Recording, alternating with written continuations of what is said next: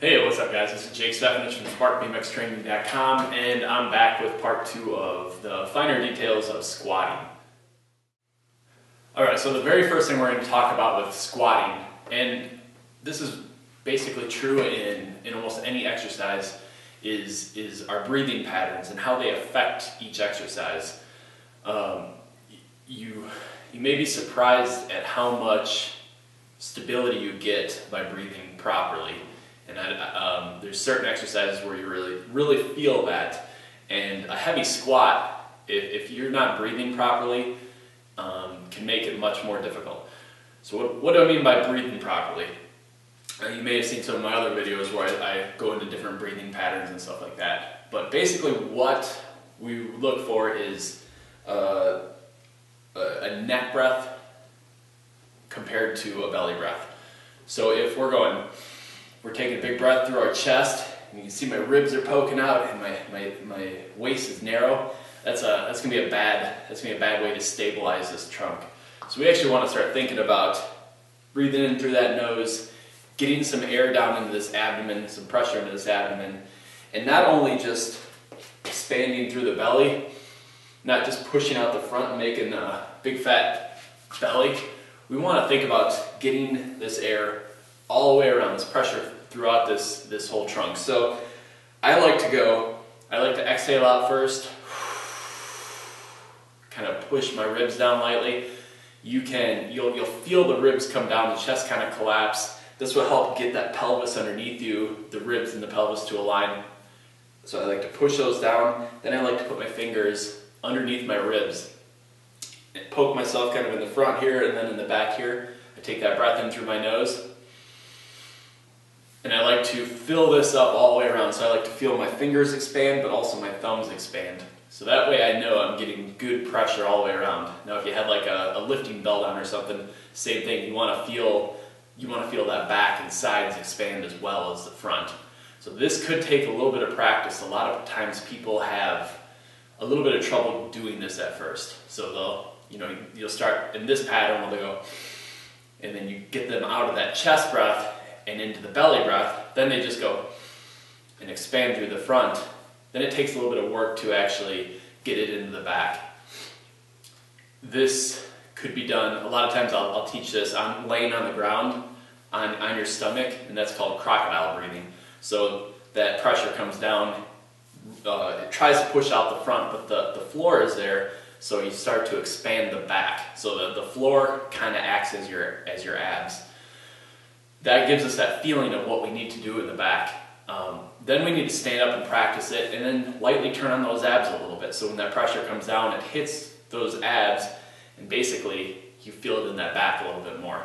So this is how we get those ribs down, stick those fingers in there, take a good breath, and you want to feel some expansion here. So this is the way that we're going to start our lifts.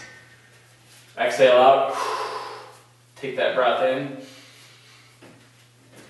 You're going to get into your good position, and once we're here, now we know that we're stable. We lift it off, drop down into our squat, come back up, exhale out, take that next breath into the belly, the same way we did when we were feeling, and then back into your next squat. So you want to think about having that pressure before we drop down into that bottom position. We exhale as we come back up when the load isn't so much, when we don't have so much of that force on our spine. So that is breathing 101. We could go into much more detail with that, but that's the basics. I want you to learn how to get that 360 degree expansion of the abdomen. Now once we figured out this breathing part of it, we're going to learn how to get under the bar and in a good position to be in with the arms and shoulders and everything. Now there's a couple different ways you can do it. There's high bar squatting, which would be further up on your neck and shoulders, and low bar squatting, which would be further down. Now it changes, it's kind of one of those preferential things. Higher up is going to be a little bit more in the quads, and lower down is a little bit more glutes. So it kind of just depends. For most people that aren't serious powerlifters or something like that, Probably a little bit more of a high bar squat is going to be better. Kind of whatever is more comfortable to you at this point. So we're going to get under the bar. Find that good spot for your shoulders to sit in. And if you're not, sometimes it helps to, what I like to do is actually get under here and kind of pull these elbows together. And that will kind of create a little bit more of a padding there in the upper shoulders. And you should find a little spot for it to sit in there. So here, and then pulling these elbows in also helps lock in that upper spine, keeps us standing upright, won't let us kind of slouch. So here, get tight, elbows tight, and then we're ready for our squat. Once we're in a comfortable position. Feet, it's kind of up to your own preference as well. Some people are going to be narrower, some people are going to be wider, some people are going to be very narrow. It's kind of whatever works for you. Explore, start off very light, and then just work your way up to see what works best for you, what treats your knees the best and everything. But I go about here, just hip width, slightly wider than hip width, toes are slightly pointing out, my chest is up, I take that breath in, I'm tight all the way around, and then I'm going to squat down.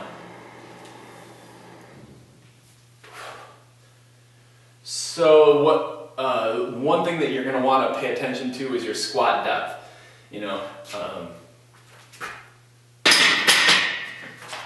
One thing you hear people talk about is ass to grass squats, and honestly most people cannot do ass to grass squats very well. There's just not very many people that have that kind of hip mobility or ankle mobility. I go down just about to parallel, and then after that my pelvis starts to really tuck under. So if you watch as I squat down, I get to about here, okay, but then anything lower I start to really lose that low back.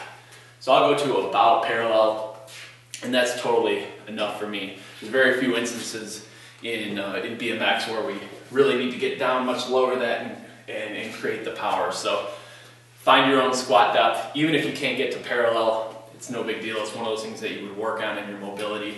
Try to open up those hips a little bit further. But for right now, when you're underweight, when you're under load, don't push that too much. You work on that when you're unloaded on your hip mobility, not necessarily in a squat. So that's a couple things I would say about the upper back position and then your squat depth. The last couple tips are going to be, the first one is head position. Probably we're taught in high school to look up, look where you want to go, really arch up and look at the ceiling. At least that's how I was taught. Well, we don't really need to do that, especially if we're not competing in some kind of powerlifting or something like that. If we're just looking for kind of general overall health, and just to get strong, you can get plenty strong by just keeping your head in line. So a nice neutral neck, you can even pack the neck slightly, kind of give yourself a little bit of a double chin. I just kind of focus straight ahead. I don't think about doing anything crazy with my neck. I don't look up and I don't look down, just kind of straight ahead. So that's one thing you'd want to pay attention to. The other thing is, as we get into a squat, oftentimes I'll see people come down and they'll tend to shift to their right side and then they come back up. They'll go like that. I'll notice them, I'll let them do a couple reps, and then I'll ask them, can they feel their left heel?